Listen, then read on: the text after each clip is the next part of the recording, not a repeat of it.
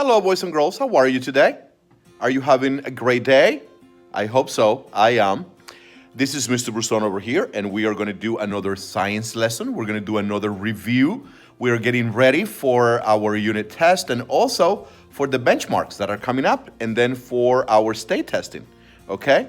So we have to look at a lot of those questions and make sure that we understand the information now being asked in different ways. Okay? So let's look at our learning target and see what we are going to be doing today. It's the same learning target that we've done for the last two lessons, okay?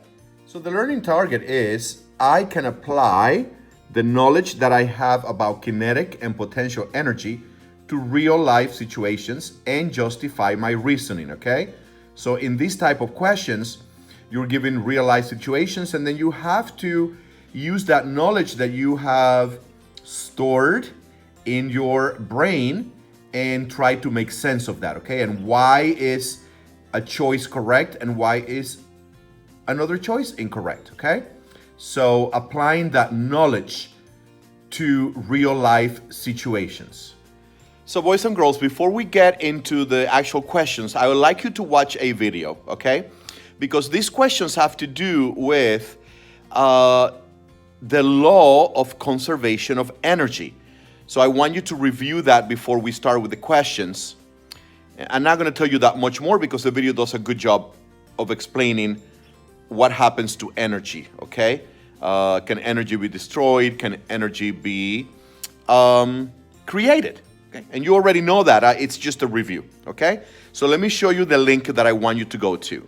So it's a video, YouTube video, and it's conservation of energy video, okay? So you can click on that, or your teacher can do that for you, and just watch that, take a couple of minutes to do that, and take some notes, okay? Or you don't even have to take notes, actually. You already have notes on this. It's just a refresher before we do the questions.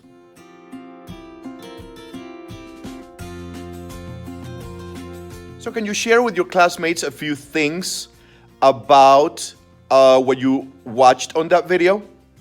Time to share. So talk about energy. What did you learn in that video, or what were you reminded of in that video? So take a couple of minutes to share with your classmates, okay?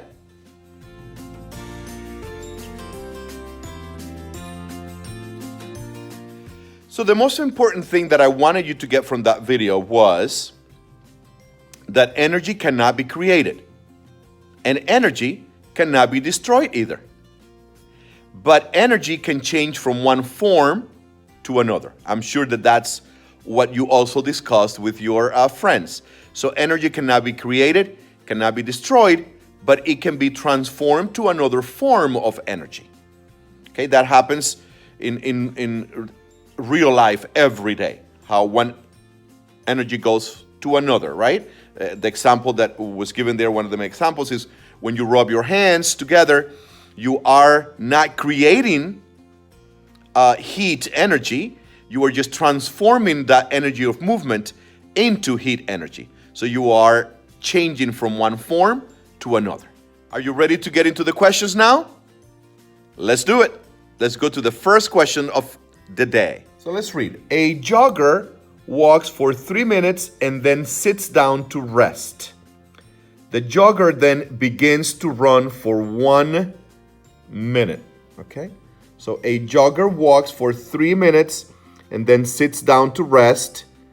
The jogger then begins to run for 1 minute. How is the jogger's energy converted, there is that word, from one form to another? So the first thing that we do with these questions is try to create a mental picture. What's happening here, okay? And especially for those students that might be learning English, okay? So what is happening here? Let me see, okay, jogger, walks 3 minutes, sits down, and begins to run.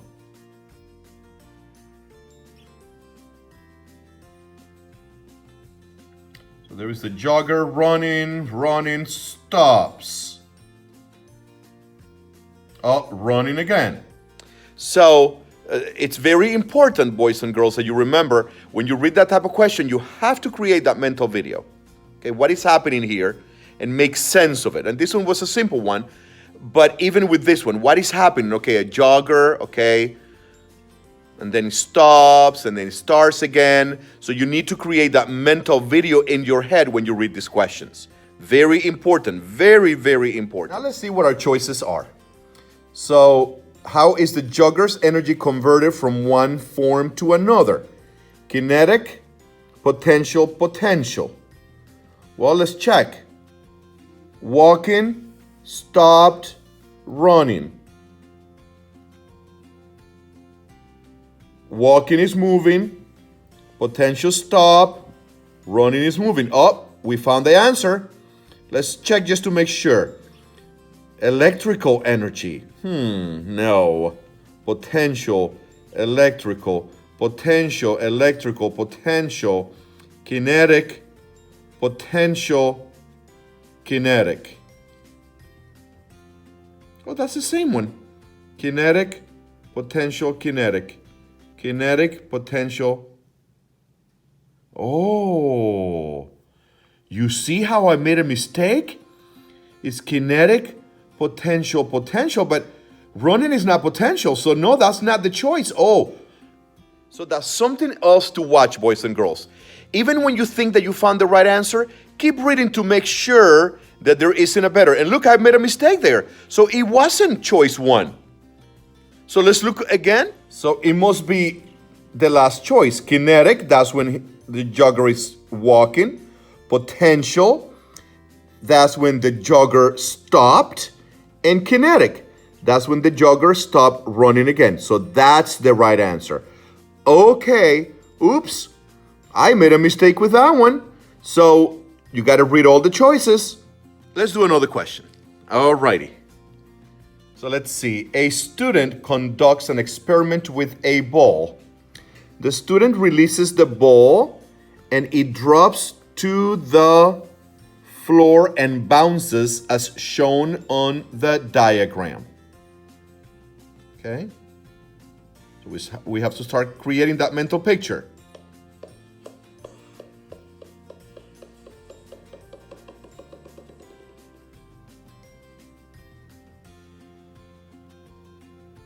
So we know that there is a ball rolling, bouncing, okay? So let's look to see what it is that we are supposed to figure out here. And again, it's about transformation of energy. So what energy transformation takes place from when the ball is dropped to when it hits the floor?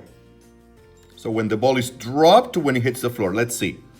Potential energy is converted into kinetic energy when the ball is dropped. And then kinetic energy is converted into sound energy when the ball hits the floor. Okay, let's see.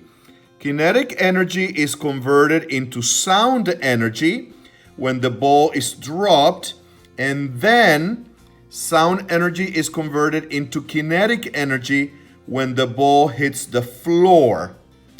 Well, when the ball hits the floor, that's not going to be kinetic. Let's see. Sound energy is converted into kinetic. Well, when the ball is being held, that's not sound energy. Let's see. Kinetic energy is converted into potential energy when the ball is dropped. And then potential energy is converted into sound energy when the ball hits the floor. You know, I'm thinking this one. Look, potential energy, when you were holding the ball, is converted into kinetic energy when the ball is dropped. And then kinetic energy is converted into sound energy when the ball hits the floor. I think it's going to be that one. So this shows 3 conversions from potential to kinetic and then kinetic to sound. Yeah, that's it. That's the choice. Let's do one more, okay? Let's do one more. Remember, you always want to read the question carefully, maybe twice or 3 times. Create a mental picture.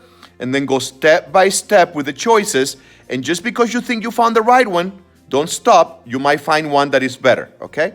And make that connection between what you know already in your brain and the situation that is being presented on the question. Let's look at this one. Before winter, the leaves of a tree change color and fall off. Without leaves, the tree cannot create sugar for energy. Before winter, the leaves are falling. Remember, create that mental picture in your head.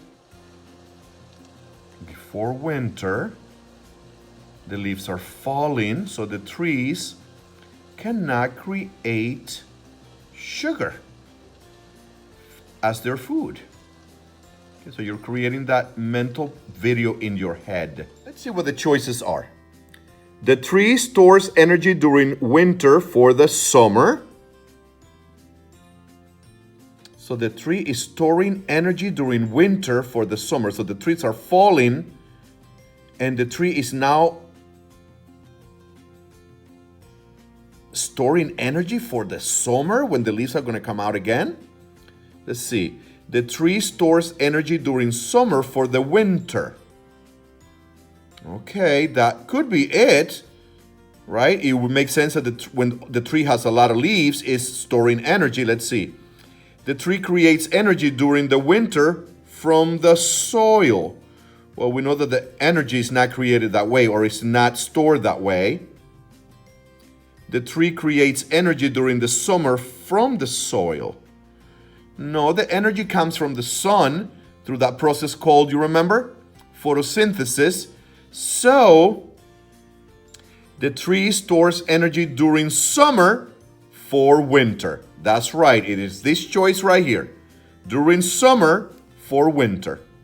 When it has the leaves, it stores the energy. When the leaves fall, the energy is already stored. So you see, boys and girls, you have to make sense of these questions, okay?